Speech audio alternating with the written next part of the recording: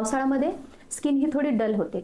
पहिलं कारण ह्युमिडिटी, जी पावसाळ्यामध्ये निसर्गामध्ये असलेला ह्युमिडिटी आहे, ह्याच्यामुळे तुमचे पोर्स हे बंद होतात. त्याच्यामुळे त्वचा ही चांगल्या प्रकारे श्वास घेऊ शकत नाही आणि मलिनता ही तशीच राहते. म्हणून थोडीशी स्किन डल दिसायला लागते. नंबर 2 महत्त्वाचं, सततचा असलेला ओलावा. पावसाळ्यामध्ये सतत चेहरा धुतला जात नाही, त्यामुळे त्याचं योग्य प्रकारे स्वच्छताही मेंटेन होत नाही आणि स्किन केअर रूटीनसुद्धा योग्य प्रकारे मेंटेन केल्या जात नाही. जसं की लावलेलं मॉइश्चरायझर असो, सनस्क्रीम असो, हे पावसामुळे हे त्वचेवर चांगल्या प्रकारे मेंटेन होत नाही. तिसरं आणि महत्त्वाचं कारण, पावसाळ्यामुळे आलेल्या ह्युमिडिटीमुळे स्किनमध्ये फंगस किंवा इतर काही बॅक्टेरियल इन्फेक्शन हे फार लवकर बळावतात.